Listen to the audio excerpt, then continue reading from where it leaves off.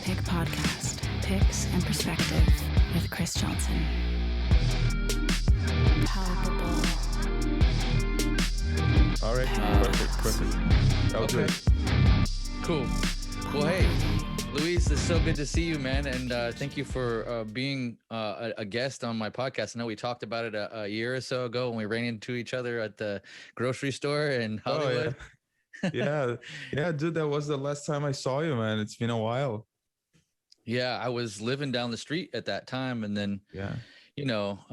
Hollywood and everything is busy. And then all of a sudden, pandemic. And I just had to bail. I had to go come back home and be closer to family when things kind of got crazy. So. Oh yeah, dude. Yeah, it's been hard for everyone, man.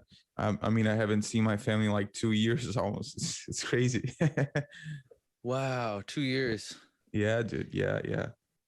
Because they closed the normally go borders and home? stuff like that. Oh, okay. Yeah.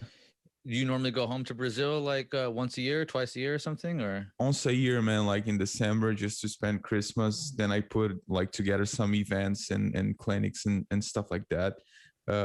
Just to, since I'm there, it's a long way, it's a long trip. So, Yeah. and I have a good following there, for these things in my state and in São Paulo and stuff like that. So it's always good. But man, it's been a while, but it made me stronger, man. I think everybody, I learned a lot from this. It was crazy.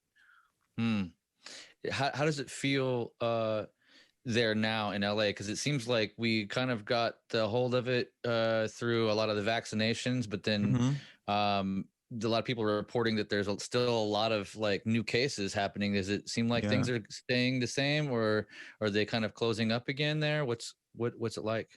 Man, things opened up without masks and stuff like that. You see parties going on and nightclubs, shows. Like I've been to the Steel Heart show, like at the Whiskey, like last week.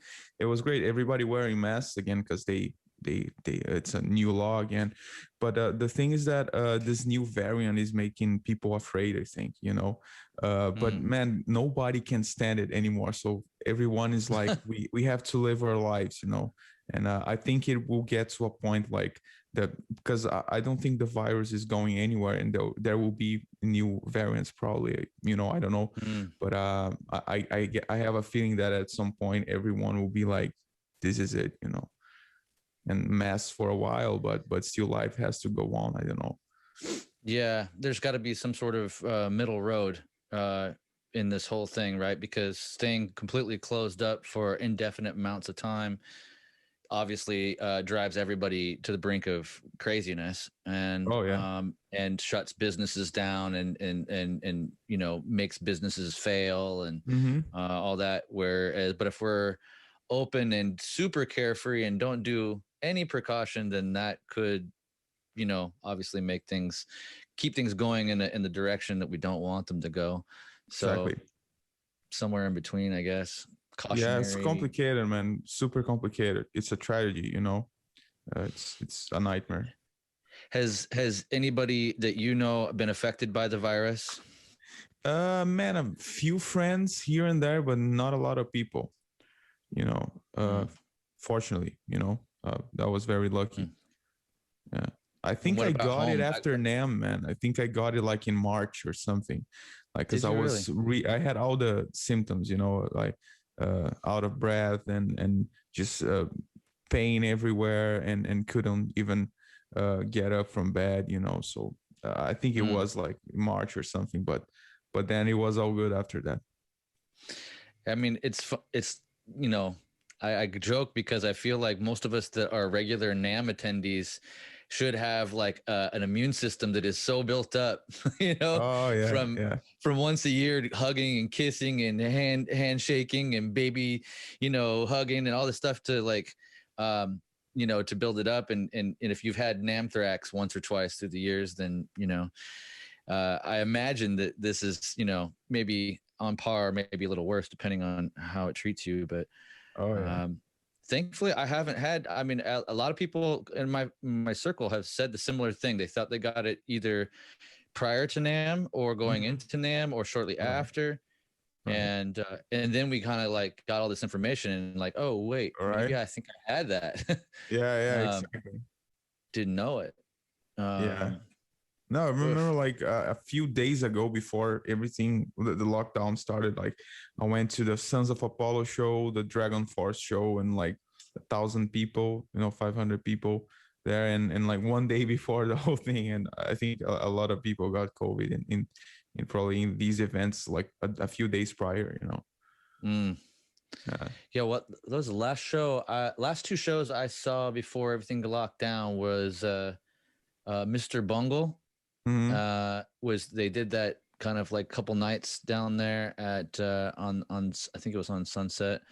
I'm blanking on the venue, but and then Intro Not played, and I got to see those guys. Those are one of my favorite bands, and but then everything was kind of like canceled basically almost every tour.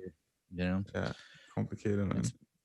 Yeah, very complicated and tragic to witness all my homies and all of our homies across the world all going, I guess that we don't get to make money and do the thing that we do. Oh man, it's complicated because playing guitar became being a YouTuber and Instagrammer during the pandemic, and it's sad, dude, because the last thing I thought when I started playing was to wake up and sit in front of a computer and play all day long, to either shoot videos of myself and talk about myself, and you know what I mean? So that's really depressing sometimes, and I think a lot of people went through that because that's what's left, right now. Fortunately things are coming back, and God allow us, to keep doing our stuff like in the next few months. But dude, like before this, it was really hard, I think, for everyone. I don't think anybody was 100% of the time, happy. I can say I'm very resilient to my goals, and I stick to, to my goals and things that I want to achieve. But still, like, it's sometimes you can't ignore what makes you feel a little bit bad, and social media definitely has its good side, but the bad side is huge as well, especially when you only have that. Agreed. Yeah, I can only imagine for someone like yourself going through that. I mean, I'm curious, like, and hey, by the way, man, you look really good. You got your guns are popping out, dude. Are you been working out quite a bit? Yeah. No, yeah, that's why the camera's positioned over here, right? So that we can see dude, the side I angle. swear to God, there's my big table. I cannot. It's okay, man. You don't have to tell me. You don't have to admit it. It's okay. It's okay. Ladies, so ladies out there, hey, look at these guns. All right, look at these guns. That's so funny, man. No, thank you, man. Thank you. I appreciate that. You know how much it means, because you first saw me when I was 13, and then I always had a rough time with obesity, and my weight. And this is an everyday battle, for me. Since I was really, really big until I was 17 years old. So that's a whole lifetime with bad habits and compulsions and stuff like that. I started becoming a professional really young, and that was heavy. Music can be a really heavy burden on your shoulders. That. So especially being young, you figure out how to work it out and how things work, and then you have anxiety. And especially because I started on the internet, and the internet things are very quick, and you want the results like that, otherwise you're a failure. So there's a lot of things you have to deal with, and you don't have the maturity to. So yeah.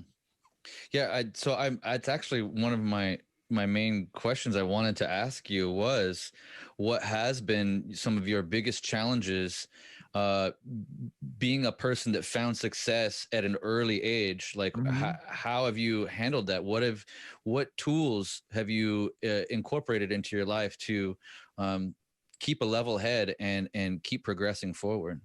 Right. Man, it's really really cool subject to talk to you, because you were the guy that like sent me my first endorsement deal. It's crazy. Thank you for that. Like, you have no idea. You changed my life with that.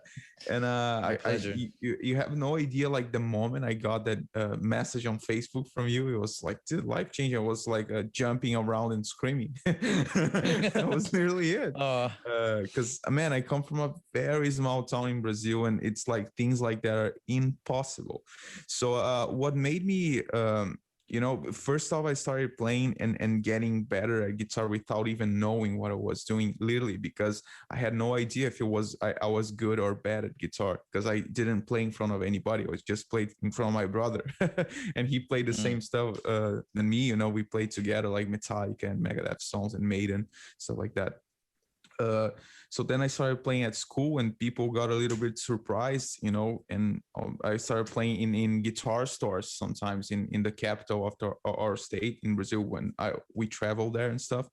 And like people would come and film and stuff like that, and my parents like, what is this, what's happening, because they didn't know either, even less than me.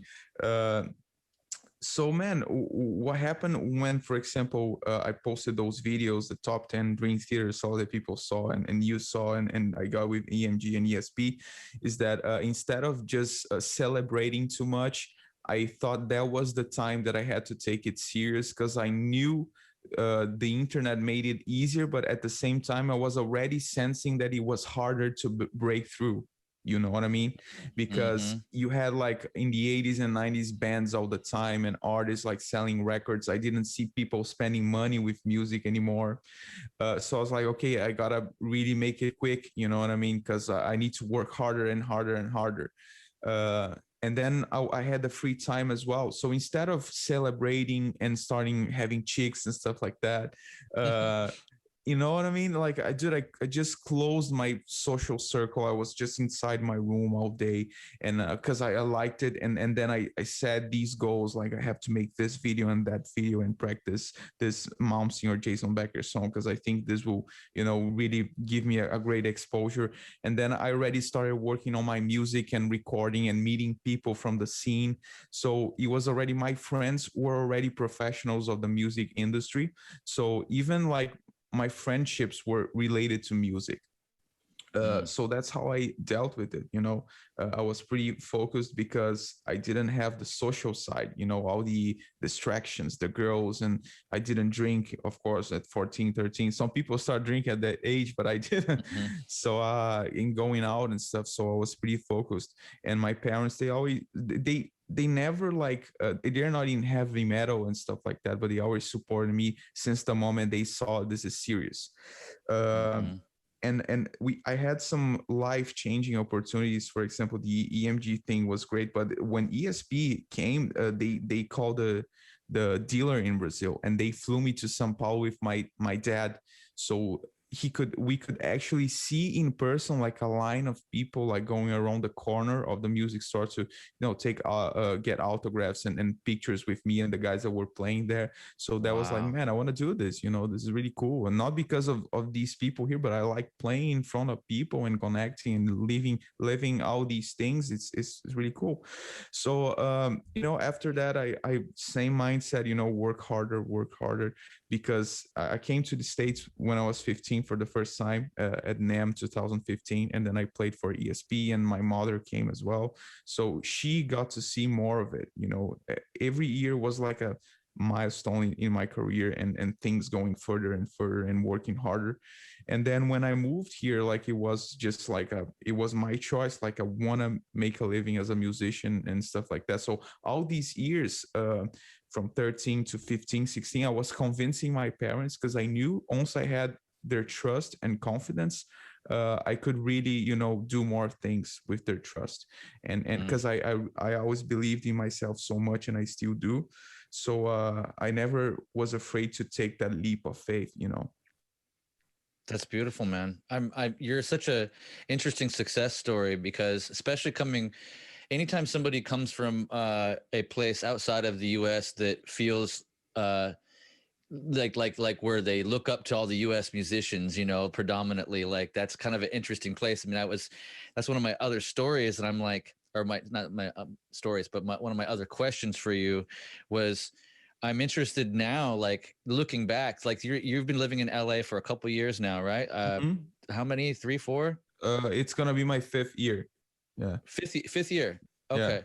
That's amazing. So, I mean, how does it feel looking back now? Like you're living in LA, getting to be around and play with many of your heroes. I mean, Hmm. I've seen that you've played with a handful, like people from Slipknot and from like Marco Minimum from Aristocrats and stuff like that. Yeah. You've done a lot of really interesting things. Uh, Um, how does that feel now? Kind of like looking back at your former self, so to speak, going, wow, the kid that I was when I was in my bedroom learning those Dream Theater solos, mhm. like gets to like actually actualize himself now. Like, how does that feel for you? Man, it feels surreal, you know. And one thing that I always tell myself is to not take things for granted and always see that it's special, you know. Mm, And even the little things, wake up here where I live and seeing, man, I'm here, you know. It's a great day to be alive. And little things like that. So when all of these big things come, it's not that you're like, you don't live for that, because every day you see something cool and you appreciate what you have. So when you get to play with Steve Vai and Corey Taylor, it's such a special moment that you're actually happy and living the moment. You're not thinking about the next thing, you know. And mm, you know, one thing that I learned, man, every time you get to hang out with one of your heroes, sometimes if you're too nervous and too afraid of talking to them, it kind of gets away of the actually joy you can have in the moment, you know. So getting more mature, I learned just to be myself and just be who I am with them, and even, you know, just hang out and get to, you know, talk to them, you know, not even play, not only play. So it's been always surreal, and I don't want to lose sight that it's always something really, really, really uh, incredible, you know. mm. Can you tell me how did it come about that you got to play with Steve Vai? Man, at the time, MI was putting together an event. It was a fundraising thing. So Stig, the program chair from MI, where I went to school at, he was like directly with Steve Vai putting together this thing, and he did an amazing job, like incredible. So they built this like venue called Live House in Hollywood and Highland, and he was putting together many guests. You know, they had like 72 hours like non-stop music, something crazy like that, and Steve was like 12 hours a day playing, man, on his feet. So it was something amazing. And you know, on the last day he got some of, you know, his students to play, and he invited me, you know, you want to jam with Steve Vai and stuff like that. I was like, man, come on, you know. Mm. It's gonna be the What did you time of guys my life. play? Man, we played a jam in B minor that I came up with a riff like the balance, the balance, the bam. That 1 second before I got up on stage, I was still in doubt if I was gonna play that, or maybe You Really Got Me, or an actual song. So I thought, Mm-hmm. no, just I'm gonna give him just one chord jam, and we all gonna be safe, you know, because I wanted him to understand what I was playing really easily, because I saw some guys coming up and with these complicated things, and then he was breaking it down on stage in front of you. He was like, no, I don't want that to happen, you know. Oh man, that actually, so that a similar thing. I went to his camp Mm-hmm. out in I guess it was that out there in the desert. I forget what the name of the town is, but like we went out there, and I got he kind of surprised me because I showed up just to talk about guitar picks with him, and a few, and maybe try to talk to Yngwie Malmsteen and a few other people that at the Uh-huh. camp. And he was like, "Oh, you brought your guitar." He's like, "Well, you'll be jamming. You're gonna come up and jam." And I'm like, "Oh no, no, no, no, no, no, no, no, no. I'm cool, man. Like, I didn't prepare for anything. I'm not." And he's like, "Oh no, that's a requirement. You have to do it. So, just get in line." And I was Yeah. like, "Okay, I guess I can't really tell Steve I no, like that's Yeah, not gonna exactly. happen." How can you do that? No, no, it wasn't possible. So, I mean, I did the same thing. I was like, "What do I?" He's like, "Just bring a jam. Just bring it. Just come with something." And I'm like, Mm-hmm. and I kicked it and watched other people go up there, and most people that were at that camp, a lot of them knew a bunch of Steve Vai songs, right? So they're like, Mm-hmm. "Oh, let's do the section of For the Love of God," or "Let's do Mm-hmm. this, here, Tender Surrender," or something. And Uh-huh. And I was just like, I'm gonna be so simple. Let's just keep it in A, like 12 bar jazzy blues thing, like three chords, man. Let's just keep going. And because I didn't want to. I knew I was gonna trip up. I feel like I don't even know what I did on stage. A friend of mine recorded it, so that's the only reason why I know that it was even happened, because I feel like I blacked out. I was like, I don't know what am I on stage with Steve Vai? That's funny. That's funny. But man, you're so deserving of that.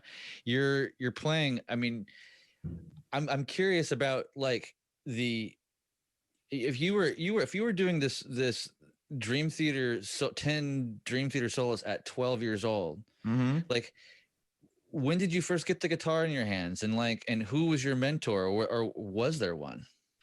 Right. I had a few, man. So the thing, my first guitar mentor was my brother, to be honest, because he was the one that I saw playing, and he was my reference of, what I wanted to be, because he could play a little bit better than me in the beginning, like the Guns N' Roses and Nirvana songs and chord changes, and so we had this like old acoustic when we were like 8 years old. I was 8, he was probably 12 or 13, because we have a 5-year kind of difference.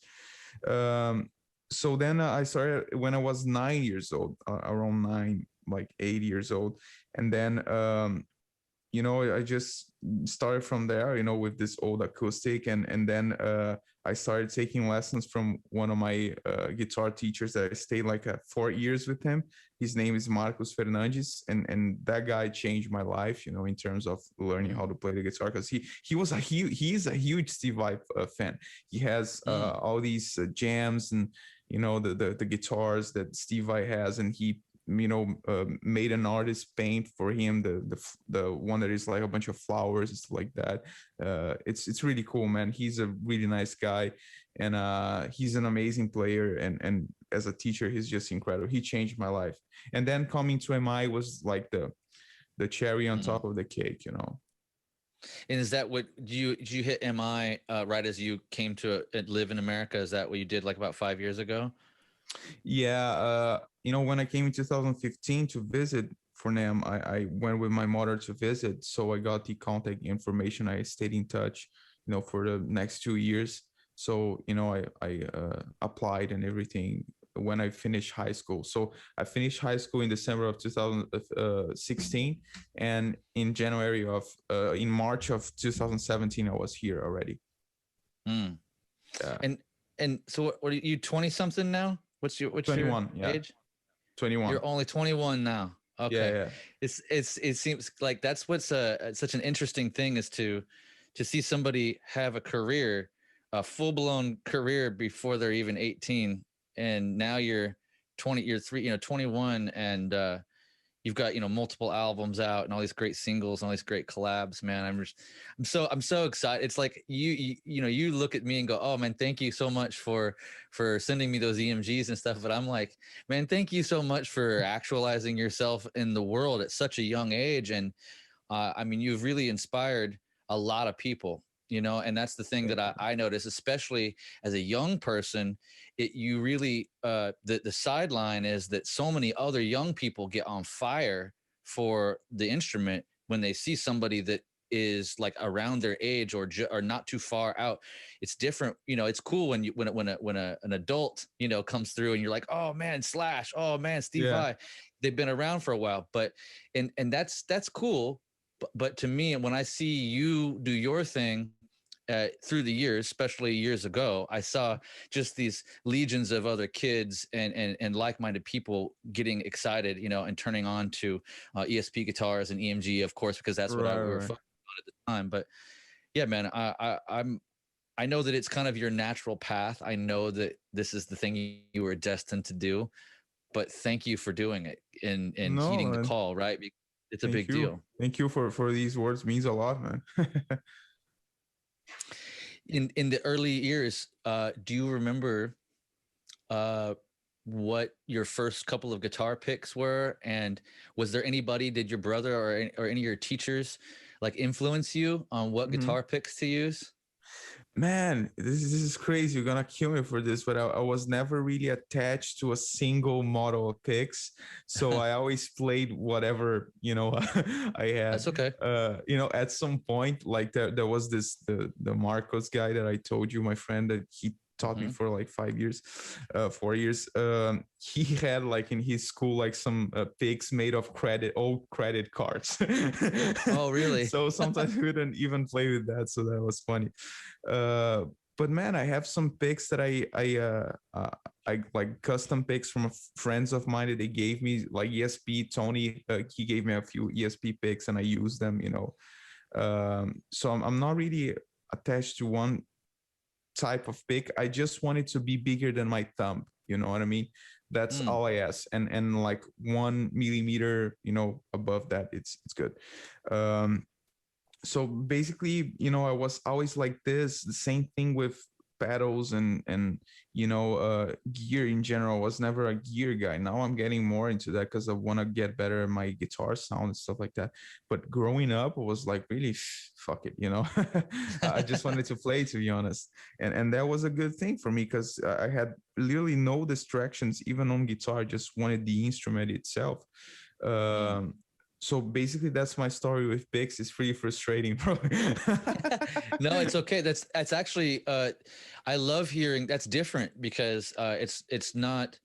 I mean, it's common in the early years usually, but you don't find too many players at the level that you're at that are like, if it's as long as it's a little stiff and it's like kind of a regular size, I can play, no problem. Give me that pick, let's go.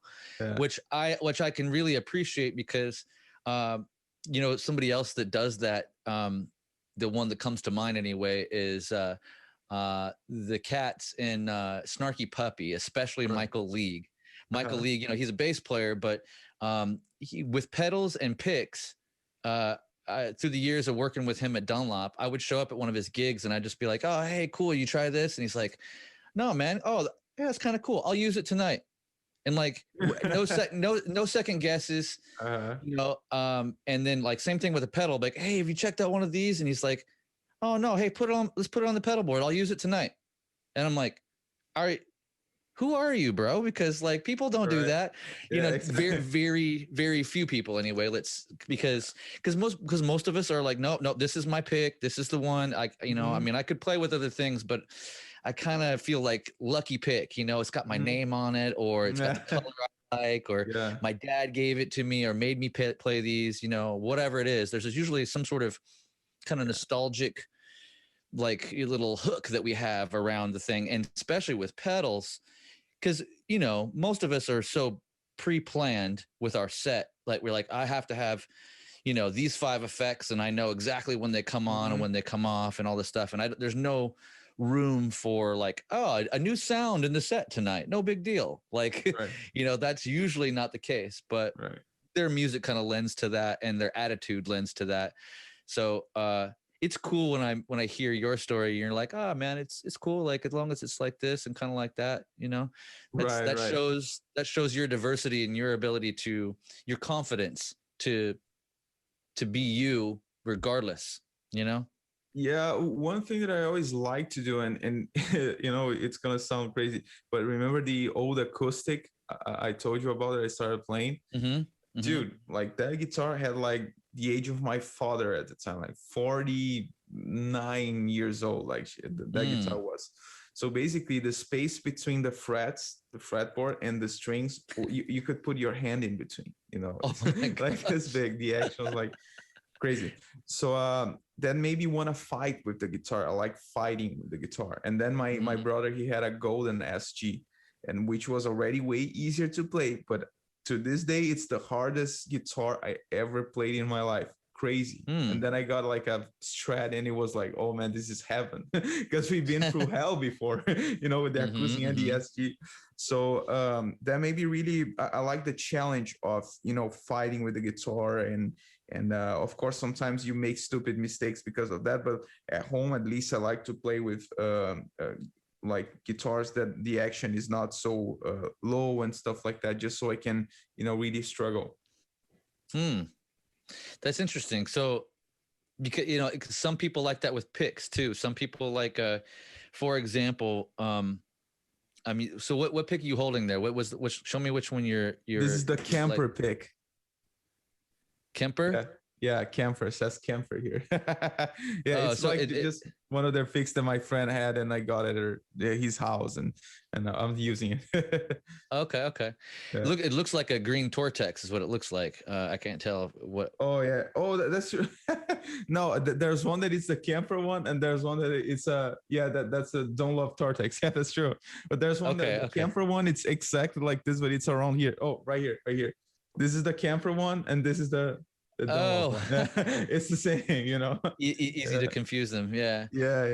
Well, those particular picks, those are the Tortex style picks. They're stamped out of a sheet, right? So and then they're kind of like the edges are slightly like polished in a way, right? Like they get run through a tumbler, but ultimately it's kind of a square edge, and that square edge it produces a certain amount of drag on the strings, right? And so it also produces some of the that we like for our chugs, right. And the way it kind of passes the string, whereas like the modern day like Andy James style flow picks and stuff like that have that are molded, and they have really smooth tips.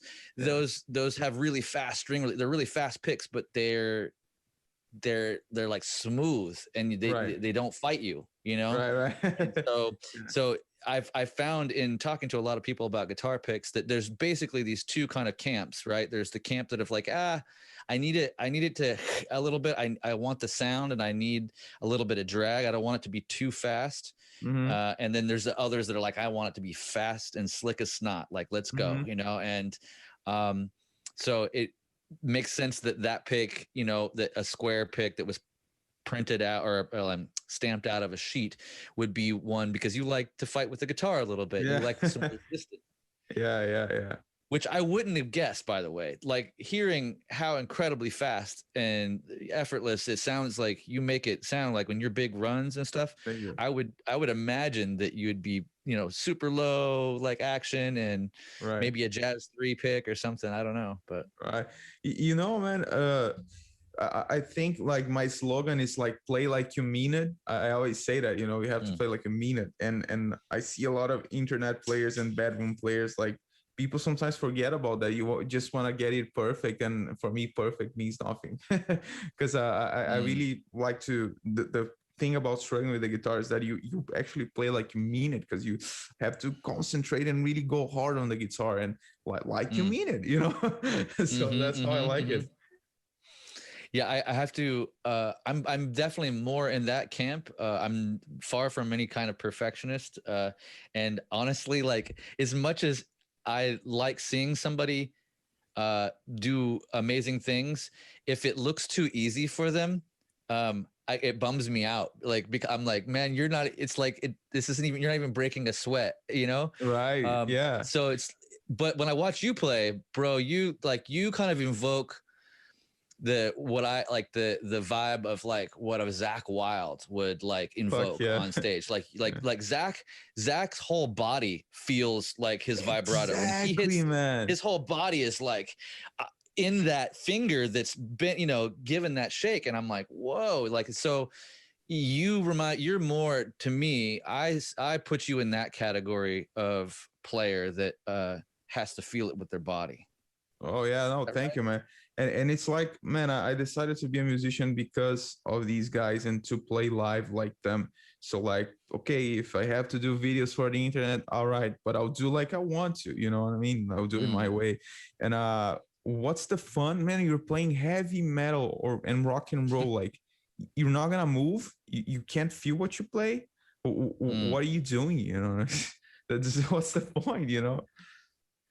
Well, I think you might have just said it right there, that part of the deal is that because we're in an age, and you came up in the age of like YouTube, right? Like in a way, like you kind of unknowingly, harness the power of that thing, and then it's brought you into your career in a lot of ways. But when a lot of people, if their whole life is based around playing guitar in a room in front of a computer screen, and they don't ever stand up and like feel what it's like, spread their legs a little Yes. bit and then hold the Yeah. guitar in a Yeah. power stance. If they don't do that, man, like they're missing out. But they don't understand the thing that you're trying to that we're talking about, that we're describing, Yes. right? They're Yes. not cued into that.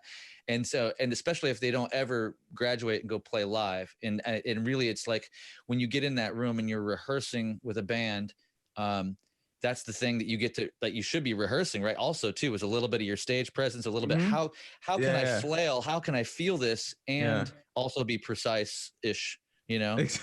Ish. I say that really because like back in the day, like we would practice, and you know, more often than not, you know, you get the crowd would come into and you see all your homies in the front, and you're like, oh dude, I'm gonna tear it up for you guys. don't listen too you know, carefully, because I'm gonna miss a few notes because I'm trying to have fun on stage, you know. But that's so funny. but like we forgive it, especially our favorite players, if they bring it and they have a good attitude and we're in the front row, like we'd much rather them give us their heart and soul than stand in a box and be super precise. Totally, man. Dude, the only thing about a show that I really care about is to see that the guy is enjoying that, then I'm gonna enjoy because he's enjoying. Because man, you're on stage, like everybody's looking at you. If you don't like what you're doing, what you're doing, you know what I mean? What are you doing? Like, and also the sound, you know, of course, you have to have a great tone, and the mix has to be, you know, cool for you to understand what's going on. But besides that, man, you know, of course, you want a good performance. But dude, all these guys, like, it's kind of impossible, like, to perform like shit out of a sudden, you know, because they've been playing for so many years. At least 70% they can give, you know. Of course they can be tired and stuff like that, but you know, it's gonna be fun. You're not gonna be on YouTube recording. First off, I don't record the show, so I'm not gonna look back to catch their mistakes. I'm just gonna enjoy the song, you know. And if we musicians can behave like that, imagine normal people, man. They don't care about, they care about stuff that we don't see sometimes because we're too focused on the instrument, the actual playing, you know what I mean? It's more about the vibe, what you evoke, as you said, you know. And all these dudes, of course, like Zach Wild, Dimebag, you know, they had great techniques and stuff like that. But what they played is just like their personality, man, through the guitar. Heavy metal is a style of living. It's a lifestyle. You know what I mean? A style of, you know, behaving. And how can you play your music differently? You know, I don't see you. I have to see a body connection between the sound, because you're actually that sound is inside of you, you know, like you have to connect with that. Otherwise, for me, it's like, what's the point, you know? Dude, I hear you loud and clear, and you make me think of something. What you said you said you don't go back to find their mistakes, right? And No. like if you were to go, you don't. And I'm just it's still ringing in my head that you said that. I'm like, I wish that that more of us felt that way, right? Because I think that there's an element of being on the internet and posting content and videos all the time is that boring as fuck. It's boring, but it's oftentimes it's very much like a gotcha culture. Like people are waiting around to find somebody that screwed up and they're less than perfect, and they can point it out. You know, oh, you know what? Oh, you missed a thing. Oh, well, this one wasn't very good, you know, because blah blah blah. And it's like everybody's a critic, you know, but I would much rather us be focused on the joy of being of seeing somebody with their instrument and having a good time, right? Like that should be more of the measure. Was that a good performance, or was it, you know, clinically perfect? Yeah. You know? And also, dude, like there's one thing I always think about, because my favorite band is Iron Maiden. And you going back to Live After Death, and even for me, the best live show ever, which is Rock in Rio from 2001. I haven't seen anything in that kind of energy in my whole life. And was the show that changed the whole landscape of music, in my perspective. You still can see the mistakes, but they are human beings playing. And you see that they release like like it happened that day. It was not like a made up performance in the studio with overdubs. You know what I mean? Because what's the point of making a live record if you do that? You know what I mean? At least you capture the real energy of the band. Of course, you can do overdubs here and there, but actually, what I'm trying to say is that what is the point if you record a playthrough and every single note of it is pre-recorded or overdubbed? Leave the mistakes that you made them. Like, assume it, leave the mistakes. You know what I mean? And I'm not saying that, when you do a perfect performance, for example, and you miss one band, like one little note, of course you can correct it. You know what I mean? Because the energy is there. But like, you have to focus on what's important. Like, when I make my videos, I try to get that take, that one that I press the space bar and I don't even have to listen again, because the energy I felt was there. Even if there's a note here or a note there, no problem. But the thing is that, like, leave your essence, you know what I mean? That's the thing. And all these bands, Metallica, to this day, they have that, Of course, it's an old school perspective, but dude, I don't think that is going away because we're human beings, Same thing with Van Halen. Same thing. Dude, I love that. And it just reminds me of this thing that I saw the other day. And I will find it real quick. It's no worries. This is the moment you base your confidence on function rather than essence, you're lost in a nightmare of anxiety. Functions can be replaced. Your functions can be replaced. No matter what you do, someone can do it better. Yeah. Except be you. So let your confidence rest in your essence, not function. Yeah, man. Yeah, that's what that reminds me of. That's an Aubrey Marcus quote. It's I love the feel, because that's coming back to each player's unique ability to be you. And you said this earlier. So when it's best when I'm around my heroes to get out of my head, like not think so much about what do they like or how to be liked by them, but just hang out and be yourself and be natural, versus trying to manufacture something that should happen, right? Like, it's like, ugh. Yeah, dude, the more I get mature and I get to live more experiences in my life, I see that this is the key for success, for your own success, like happiness, success meaning happiness, in every situation. Approaching girls, approaching new friends, approaching your musical idols, being yourself on stage. It's like being yourself. Just be yourself. Just be what you are, and like you would be with your best friend. You know what I mean? Of course, there's the intimacy stuff that you cannot fake and force it, but you gotta have a good sense of that. I think when we're kind of ashamed of something, and for example, like the Instagram stuff, let's get that's a good example. For a long time I tried to figure out what kind of content was the perfect content for me and what people wanted to see, and that was like it burned me out, because like I hate doing content. It's not fun, man. It's not fun, like, to record an exercise and play 100 times to get it perfect. What am I gonna do now? So my motto was like, dude, let's get my favorite songs and I'm gonna play them on the internet. That's it. And my songs too. So that's the kind of content I put out, the stuff that makes me happy and really I can really get excited about it. I love hearing that, man. I love hearing that. So I'm curious then, like, at this point, I mean, you must be, it seems like you're always working on new material and stuff, and you've dropped a few singles. Do you have another full length that you're working on as well? Yes, I'm gonna record it in November.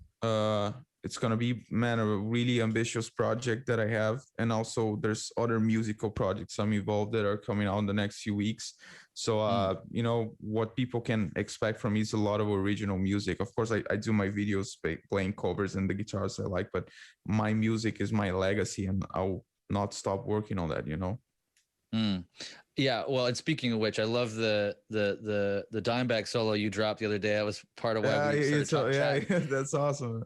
I loved how you put your own twist on the phrasing in the beginning of that, like, and kind of, I don't know, it felt like you made it lighter and like more proggy sounding, and then like you came in and did all the right spots, but you added in your extra fire in there, and I was like, oh, dude, just threw me for a loop. Cool. I'm really proud of that solo, man. People like the one, the Tornado of Souls, as well. I have this series of videos in my channel that's the stuff I talk about. I do what I like, you know what I mean? I'm a metal and rock dude, man. Sorry, you know. So I'm gonna play my favorite songs.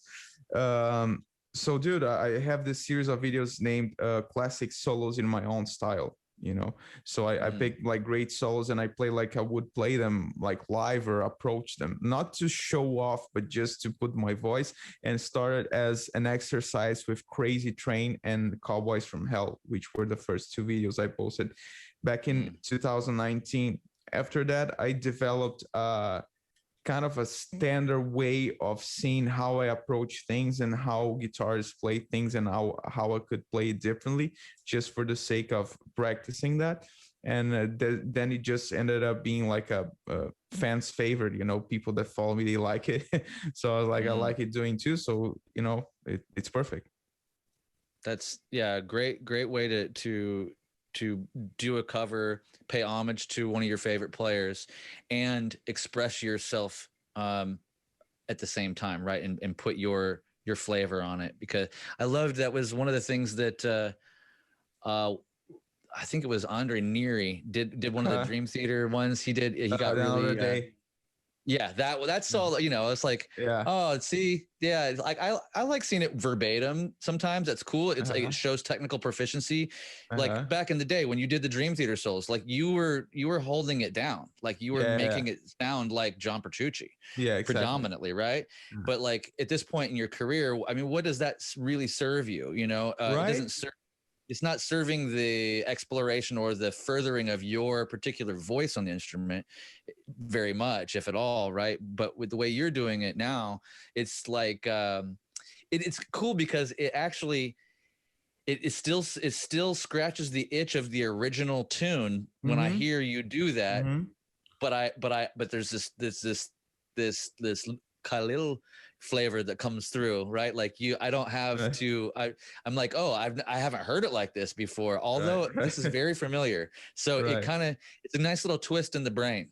So I really appreciate that you're doing that project. That's a cool project. No, that's so cool you saying that, man. And again, if you want to hear the original solo, I'm not trying to, you know, show off or overplay my idols, because they are my idols. You know, they made me play guitar, but it's just a different perspective, and also something that it seems spontaneous. You know what I mean?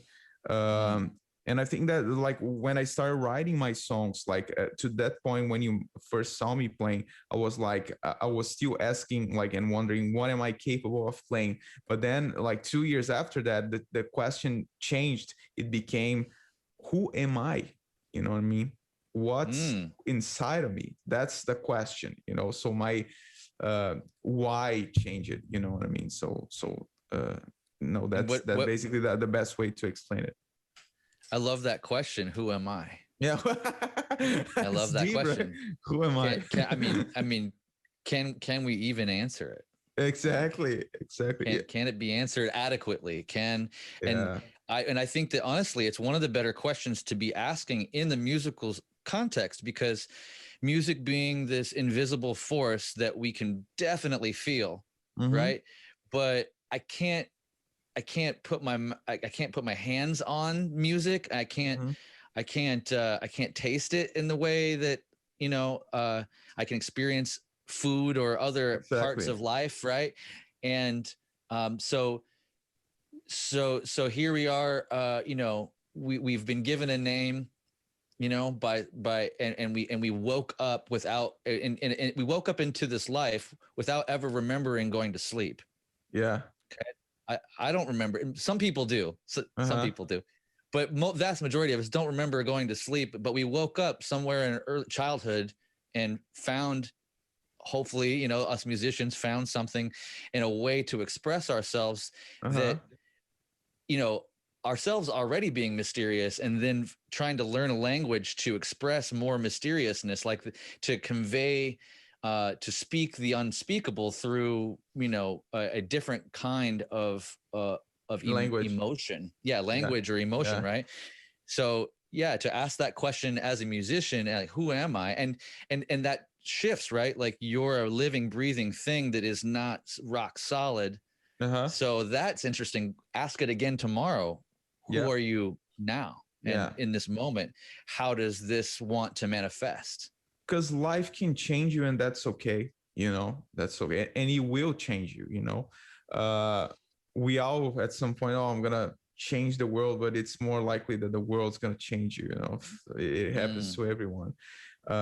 Especially when you take a big leap of faith and you go to like New York, LA, or any big city, like there's a machine going, and you just have to follow it to survive. You know what I mean? You cannot really like, that's why I think music is so great. And artists like Ozzy, Maiden, they kind of had their impact in the world, and they did something that was solely against what people saw as commercial, and they created a legacy and a legion of fans that everything they do, it's like, you know, it's forever here because of the impact that it had, the music, you know.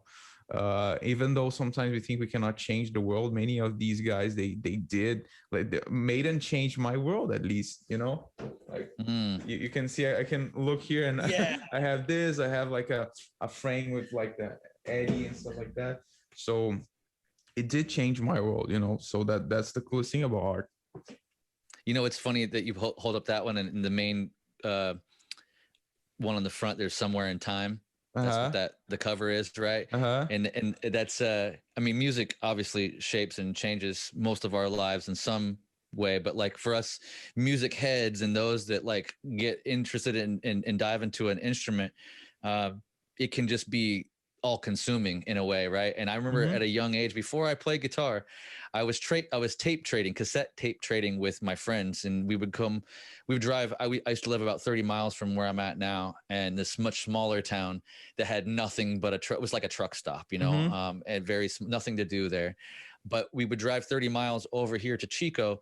There was a couple of music stores, and they had new and used tapes, you know, before CDs even dropped. And we would just buy random stuff because they were cheap, and you could just look at a cover and go, oh, that looks cool, I'm gonna buy that, you know. And I found Somewhere in Time. I knew Iron Maiden was supposed to be cool, but I didn't know how cool, right? And I remember getting it home. I bought a stack of tapes, and I listened to it, and I was like, oh, it's cool, you know. But it didn't like land on me in a profound way. My buddy at the time, my best buddy at the time, Scott Grundy, his older brother had Iron Maiden like everywhere on all. I mean, he was like the classic rocker, like older brother in high school, you know, and he was like influencing us. And he's the one that made me listen to Rust in Peace for the first time. He's the one that made me listen to Master of Puppets. And but he found out that I had Somewhere in Time, and he was like, I have all the Iron Maiden tapes except for that one. What do you want? What do you want for it? You know? And I was like, I don't know. I mean, I first I was like, is it worth something? Should I keep it? You know, like, and he's like, no, it's not like that. I just don't have it. And I don't know. I haven't got it, and I want it. How about this? He's like, I have this guitarist he's probably the best guitarist in the world. I'll trade you the Steve Vai Passion of Warfare for that. And I was like, are you sure? He's like, better than Jimi Hendrix? I was like, and he was like, yeah, bro. He's like, better than Jimi Hendrix. And I'm like, okay, here. And so I swapped tapes with him, and I without even listening to it. And I was like, I used to fall asleep like in junior high, listening to Passion and Warfare, just dreaming about like the sounds that Vi was making on the guitar. I was like, it just seemed alien. And I was like, right. This is craziest, coolest, most creative thing. And it was still probably 4 years or something before I even picked up the guitar at all. But had this vast appreciation. And so Iron Maiden strangely is connected me to like learning about Steve Vai, you know, in that's like crazy. this sideways Man, way. you know, you talking about these things. I was fortunate enough to live a little bit of the CD era with my brother. Man, just for Iron Maiden, I have over like 100 CDs, like just for Iron Whoa. Maiden. Yeah. Uh, and dude, it was such a special time because I listened to everything with so much more attention. I have the feeling I cannot focus on music like before because of the internet, listening on YouTube, you know. Of course, I have my moments on Spotify and listening to the bands I like and listening to music, but it was so much more rewarding having, I don't know if it was because of my age or we were naive and innocent and didn't have much responsibilities as a kid, so we could really put our hearts into the music we listen to.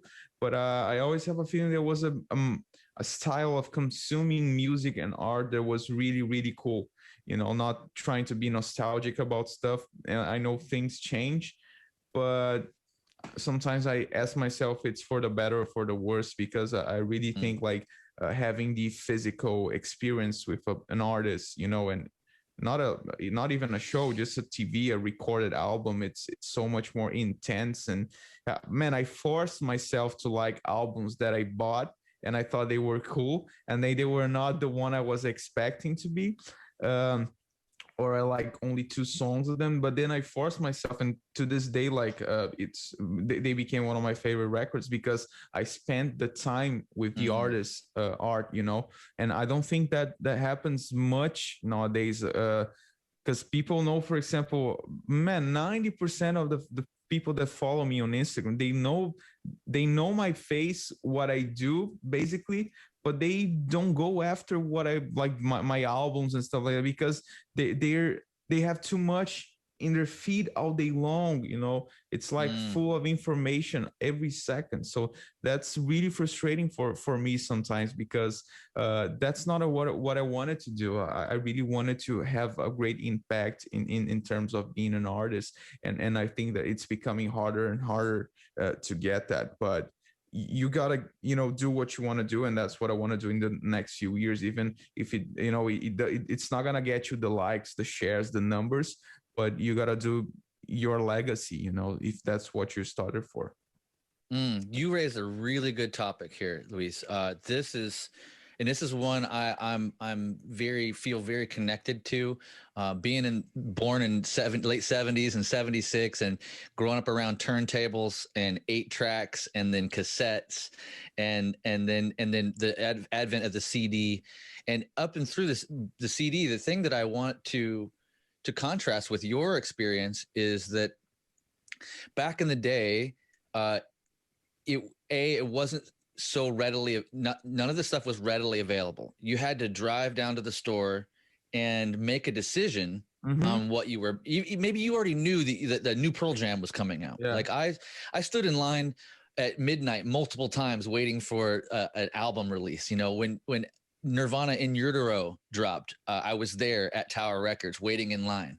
When Pearl Jam Versus dropped, I was there waiting in line. When Pantera Trendkill, when that dropped, I was there the day before, and I had a buddy slep it to me early, you know, because I was losing my mind. I couldn't not get it.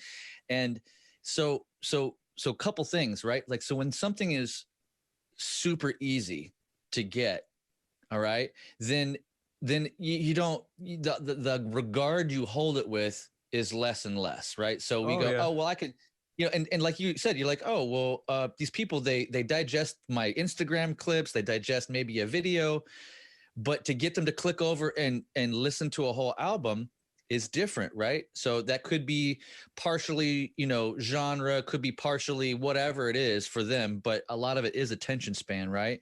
And everything's a click away. Right. And if you don't like it, no problem. There's 7 billion other tunes on Spotify that are one click away. Exactly. And but what we used to do is, as kids, and I think some kids probably still do it depending on their home life, but is deep listening, right? Like you would, and like what you said, like I remember so many times I would go and buy a tape or a CD, get home, and I was like, oh, it's not exactly what I thought it was, but I don't have any other options other than the same old stuff that I already have. Yeah. So I would give it you give it more chances than you would now, right? Yes. Like Yes. if it doesn't impress you in the first couple tunes or the first listen through, you're like, got other things to listen to.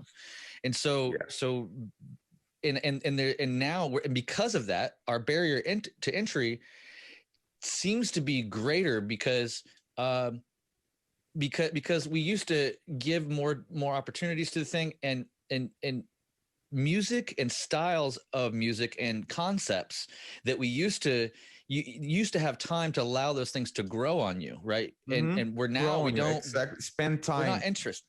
Yeah. So you learn an artist's way of approaching things, and you learn, because oftentimes I think some of the best stuff, honestly, is stuff that I didn't like at first listen, where I go, it doesn't sound like anything I've heard. Yeah.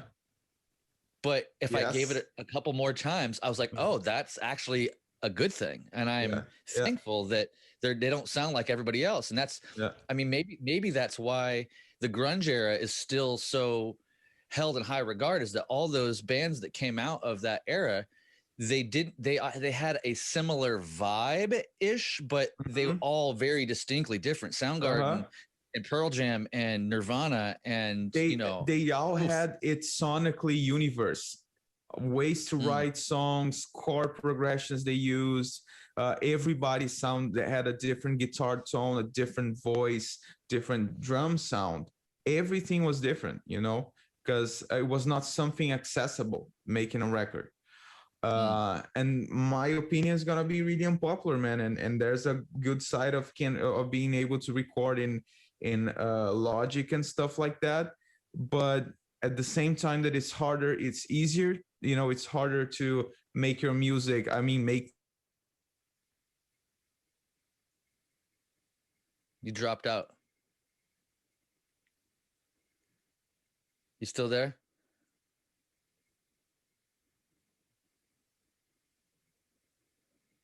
I can't hear you. I'm not sure what happened here.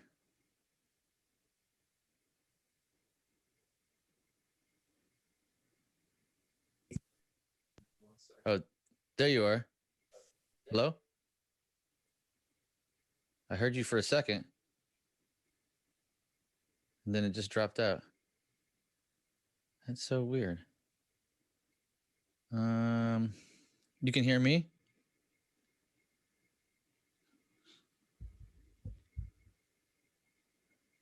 It could be.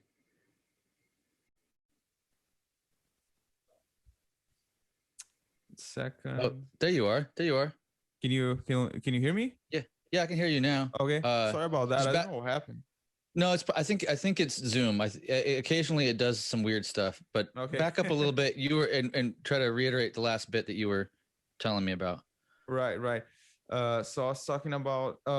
So in the end, it became easier to make your music and stuff like that. But I have the impression it's harder to make the big money. You know what I mean? To have a successful band that really is worldwide huge. You know what I mean? You have bands that can be huge here and there, but it's really hard to hit it. Like, for example, Slipknot, Maiden, Metallica, a worldwide movement. So I think, in the end, it can be, for me at least, sometimes it's very frustrating to see that may not exist anymore. What I thought what I was born to do. But in a way, you have, better tools and stuff like that. But I don't know if I prefer that, to be really honest, because I'm the kind of person that I'm really intense, man. So if I have to spend 20 years to achieve something that's gonna really, people are gonna spend time with it, and really it's gonna be a piece of art that people can, their lives can be changed by that. I would rather spend 20 years working on that than every day doing a little bit of something that people will see 5 seconds. That's my perspective. Can be an unpopular opinion. I don't care. I love it, man. Honestly, I think that is the revolution. I still think that it's been kind of coming and going a little bit. Like, just thinking about it in this way, like when I was at Dunlop, and we were going through board meetings, and hanging out and talking about marketing and like what would be the next video campaign for the brand, and how will we use artists and how we do this. And because I had come from EMG TV, right? I helped build the EMG TV thing up to its apex. And part of what was cool about EMG TV was that you were, it was taking what a lot of people were already starting to do, which was the playthrough, Right. and then giving good HD quality video and some movement, like a jib movement, so you'd get more of a kind of a cinematic feel, and it was kind of a fun environment, but it was like one song at a time, and that was digestible in like 3 minutes. I mean, that was still a thing back then. Now it's more difficult to get people to listen to a whole song, right? But as I went to Dunlop, I really realized when I looked around, like some of my favorite stuff that I found on YouTube was long form content. Obviously I'm older, and that's kind of, I want to listen to a whole album. If it's, I'm looking for full albums that are good from start to finish and that have concepts that are interesting, right? Like, because that's what I grew up doing, was like sitting around with headphones on, staring at the wall, staring at the album artwork and reading the lyrics and like digesting and the whole thing. That's when we created Dunlop Sessions. I was like, I made the pitch to the boss and to the team. I was like, hey, I know this sounds crazy, but I want to do basically 20-minute minimum sessions. I want to put 3 songs back to back with interview footage. I want to make little mini kind of feature documentary type things that feel like it's something that you would actually put on when your friends come over, and it's so nice. You put it on, you're like, and it's like a little mini concert, like three, maybe 4 songs.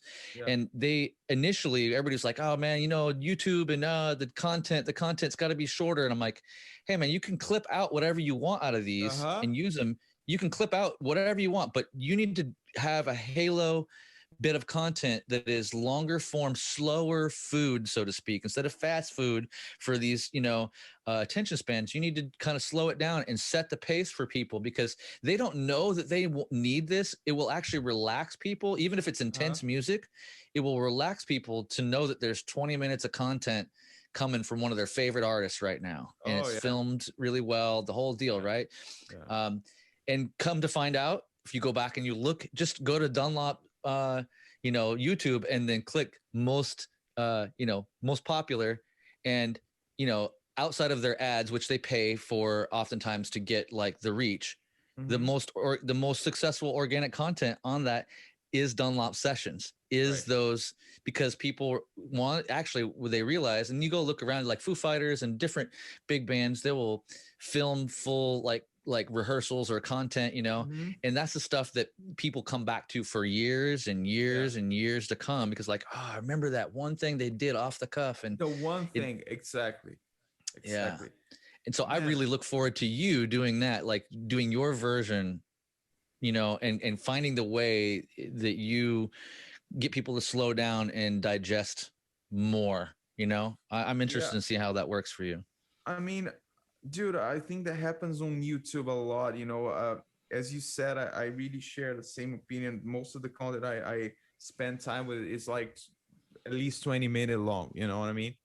So, YouTube is the new deep experience, I guess. It can sound crazy, but like, for example, there's this YouTuber I love called Rick Beato, and he has like great musical insights, and he talks about music with so much passion that I love seeing him just talking, So, man, it's like I have an experience with the guy, you know what I mean? Like the what his opinions and stuff like that. It's really cool. You got to spend time with him, and I want the same thing to my channel, but not everybody's a YouTuber, because musicians are not YouTubers, they are artists. That's what's the problem is for me, you know what I mean? Because it's one thing for you to do an interview and somebody else talk about you, but man, you making videos about yourself all the time, it's kind of weird. Because think about this, man, an artist has to talk about their art. Rick Beato, he doesn't talk about his record. He talk about maybe his record label, artists that he produced, famous songs, but it's not only about him, you know what I mean? And Right. that's what's left for maybe, you know, artists do to be YouTubers. You have to talk about others, and do you really want to do that? Like, do you have a talent for that? Is that your talent, or is it playing guitar? You know what I mean? So that's why most of the content I put out is like me playing, and I try to do longer videos as well, maybe telling a story of my life, you know, how I lost weight, how I moved to the US, so people can know more about my journey. But still, I think it's a long-term thing, you know. Yeah, I think that, well, Rick Beato is awesome. Yeah, I he's fucking subscribe to awesome. his channel. He, you know, the thing about Rick, I mean, I love. There's a lot of great things about him and the way he has positioned himself now. You know, as kind of he's almost like a modern music historian. Yeah, You know, that's, exactly. you know, like he's kind of putting together, because he's been around for so long, and he's produced so many great records with great artists, and has great insight into, you know, not only the craft of guitar and music making, but like the production values, and has comments on like all the little things that, you know, that us musicians would pay more attention to, but in this day and age don't do as much like conversating around. So he kind of gets the conversation started. He's like, Yeah. so what makes this song great? Remember this Nirvana song? Like, blah, blah, blah. The energy. Yeah. Oh, do you hear this 3/4 time that comes in here? And then all of a sudden it's abandoned for this other thing. You're like, oh, like I just, oh, Rick, would you be my dad? You know, like, you're amazing, you know, like, like he's kind of, I joke that he's kind of the dad that I wish, or my uncle, the good uncle that I wish I had, you know. Oh man, that's so funny. Would you be like that? That's Please, so Rick, funny. please adopt me. Oh man, yeah. Oh, he would laugh at this so hard, man. Oh Right, yeah. you know, he's and he's a good, I don't know, he's just all around, he seems like a real like good human, you know. And Yes, yes. I don't know him, but I know a lot of people that do, and you know, it just seems like he's somebody that you'd want to hang out with, you know. And Yeah. and you feel, I feel like I have, because he's in my house all the Yeah, time, yeah. All and the time. you know, telling stories. Yeah, telling stories. So Yeah, yeah. mm. No, it's great, man. I love his channel. Well, what I think was, so part of what I think you're outlining here is that, you know, maybe it's more of a question than it is a statement or an answer. It's more of like, how does the modern artist you create a more immersive environment, right? Yes. For Yes. the listener, for the fan, to imbibe, to digest the art that's being presented, Yeah. right? And I know I don't necessarily have the answer. I think it's going to be different for different people, especially different genres and stuff. But the fact that you have a handle on like what it is that you're looking for, kind of a vibe of what you would prefer, I think that as you move into putting out the next few albums, you know, like that you're going to probably find some way of kind of corralling those, that the deep dive listeners, you know. And you might even call them out somehow, right? Like, hey, this is some of you that are used to this experience with me or with music at large. I'm asking something different of you this time around. Yeah. And so, like, here's what I'm asking of you. Consider this. A, B, and C. Like, maybe when you sit down to listen to this, maybe try to be in this type of environment, or try to consider these things, you know. And maybe there's a physical, you know, aspect that the deluxe package people get sent, you know, so they can hold on to the artwork. And you know, That's I don't cool. know. That's a great idea. It's a great idea. Oh no, no, Maybe. no. That's great point of view too, man. Yeah, I think there's space for everything, you know, because you can communicate so much easier with people. Uh, so maybe, you know, people just have to find like what works best for them, and a good and the right way to communicate and speak to people, you know. Yeah. Well, I'm curious, who at this point, I know that a lot of your heroes are kind of on your sleeve, and you've done a lot of their solos and stuff like that. But in the last year or two that you've been in the scene and working and all that stuff. I'm curious of like what you've been listening to the most recently. Like, what are the newer artists that you feel really like inspire you at this point in time? Right. Man, from the new guys really inspire me to listen to. Dude, it's kind of complicated. I stick to like only the classics I listen to, man. I love, Maiden, Avenged Sevenfold, these type of bands, Megadeth and Halloween, Guns N' Roses, Slash. These are the people that really inspire me. You know what I mean? Now I have to look on my Spotify here because there's always stuff that whenever I got asked that, I forget everything I listened to. Did it That ever happens. Happen to you? Yeah, it happens to me all the time. I'm like, I listen to so much stuff, man. Let me look at my Spotify. Hold on a sec. Yeah, exactly. So man, there's that's what I like, to be honest. Like the classic bands and shit like that. There's a band from Brazil named Electric Mob. They're fucking amazing. Amazing.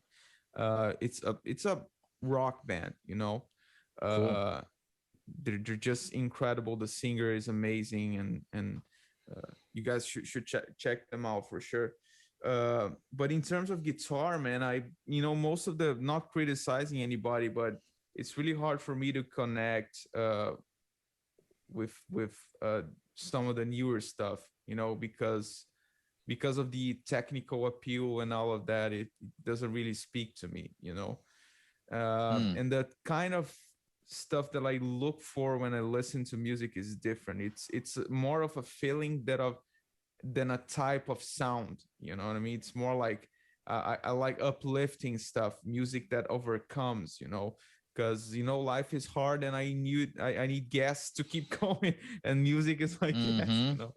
And I'm a very, as I said, I'm a very intense person, so I like liking only 2 or 3 things instead of looking at 30. But the 2 or 3 things I'm gonna really be deep with that.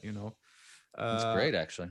But during quarantine I got really inspired by Van Halen, because of course everybody, I knew some of the Van Halen 1 songs and Hot for Teacher and the 1984. But really I got to spend time with the discography and their catalog, and it was great.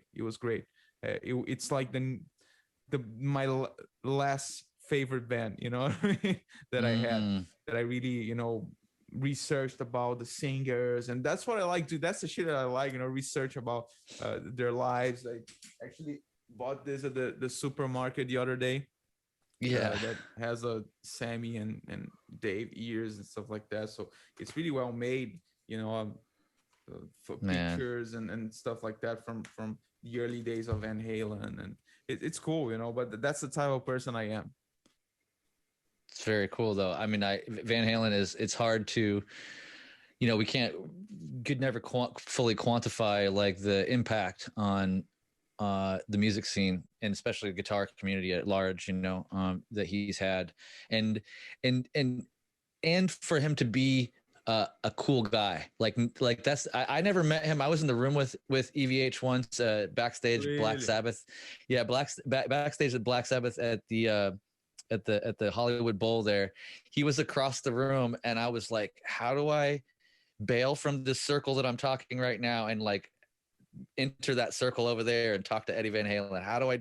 And it never happened. And all of a sudden it was time to go, and I had to go get to my seat, and I was like, damn it, I hope he's around after the show, and like didn't happen. But you got to see him in person. It's amazing. Yeah. And I never saw Van Halen the band, ever. Yeah. But it's like his impact is obviously huge. Nobody else was doing what he was doing when he came out, and I love seeing how much he's adored. Like that's because he's such a smiley, happy, like. Seemed like a force for good. That's what Eddie seemed like. That's what, and so it's and that's like how I felt about Dime. Like I had time with Dime, and that was cool. But like I almost kind of see how Dime kind of like looked at Eddie and was like, oh, Eddie's the happy-go-lucky, cool guy shredder that takes it to the next level. So I feel like Dime inherited some of that. You know, he wanted to model some of that behavior.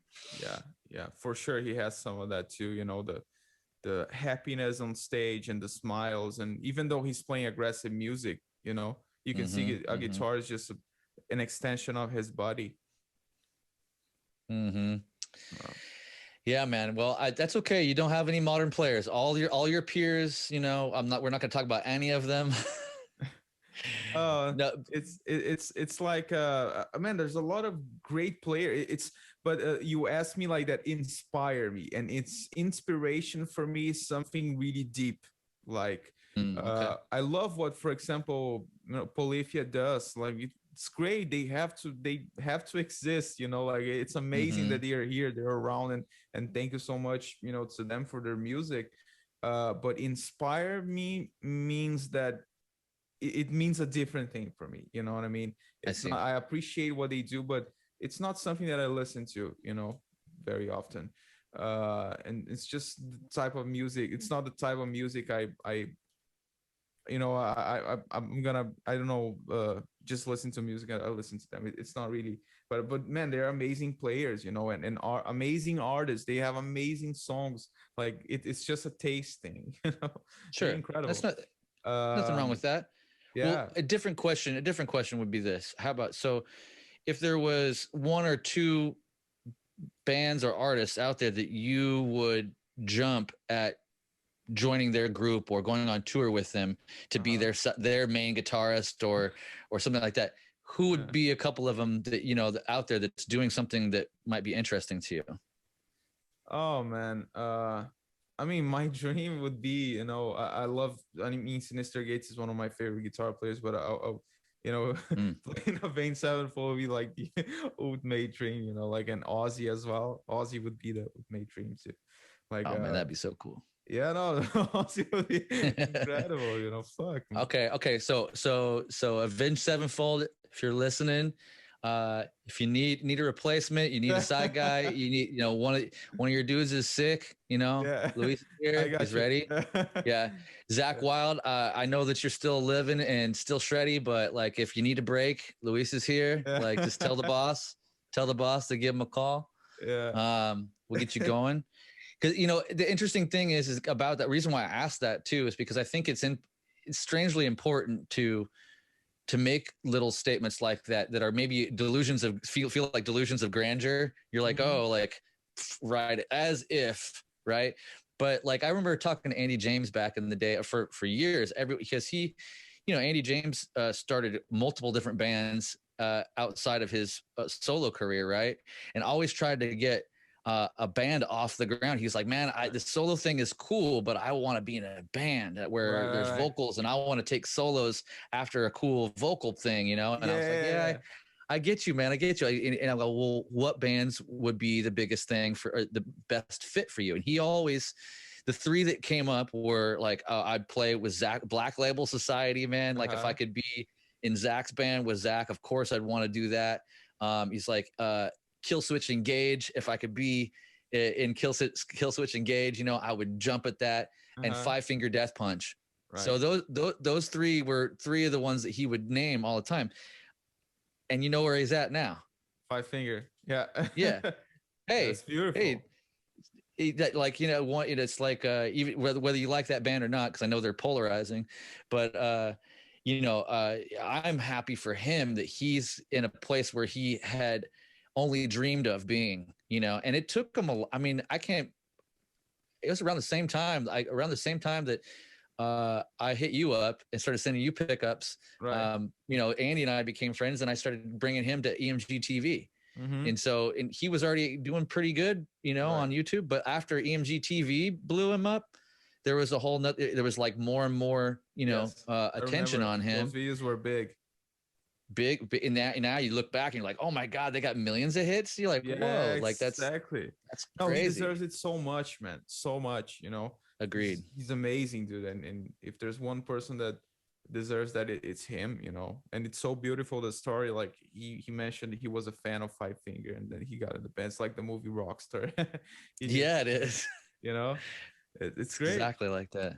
But So I don't know what it's gonna look like for you, man. But maybe Zachy needs a replacement. You know, maybe. So, you know, there's one band that they opened for Maiden like a few years ago. It's Steve Harris' son named Raven H. I would play for that band too. Yeah. Oh, Raven H. Okay. Not because they opened for Maiden, because I like them. No, I get it. But hey, Maiden might need somebody to fill in on guitar at some point too. They got three of them. So, but dude, that's the thing. I'm such a fan of Maiden that I would ruin the band. I don't want to join the band. You know? Well, that's a funny self-awareness. I remember Devin Townsend had the same. Devin Townsend had the opportunity to audition for Judas Priest as a vocalist. Nice. And they had called, and he said no way. He said, I will ruin that band. No way. Like I won't do it. And I'm like, but I'm, you know, in retrospect, obviously he had an opportunity, I think, to audition for Alice in Chains as well, and he was like, no way, bro, I will ruin your band. Like that's not even my genre at all. No. But when you're good at your craft, you know, and people recommend you, you never know. Like people see you differently because they. Like you look at Devin, not knowing much about him, you're like, oh, his vocal range is incredible. Of course he should try out for Judas Priest, or of course. But then, you know, you don't know his personal disposition well enough, and then you're like, oh, okay, maybe not. Exactly. Yeah, it's complicated, but it's an interesting subject, man. Man, Luis, dude, I can't thank you enough for taking the time to hang out with me and tell some stories. Yeah, it's my pleasure. I'll cut it off here just because I try to keep them around 90 minutes, and we're getting close to that. But man, I hope you have a really, really good day, man. And let's stay in touch, man. And if you ever want to like get out of the city, you know, come up and visit. I got it's a few hours drive. It's like 7 hours drive. But if you find yourself up here for music or anything like that, man, you got a place to stay. For sure. And thank you, man. I always got your back any way I can. Thank you, brother. And yeah, let's hang out in person soon. Have a few beers and discuss some of it more, you know. Bro, you can have beers with me legally now. Yeah, legally. Look at that. Yeah. Whoa. You don't need to hide anywhere. Yeah. That's right. Yeah. That's right. Yeah. Sounds good, brother. I hope you have a great day, man. Let's talk soon, okay? See you, man. Players Pick Podcast, Picks and Perspective with Chrys Johnson.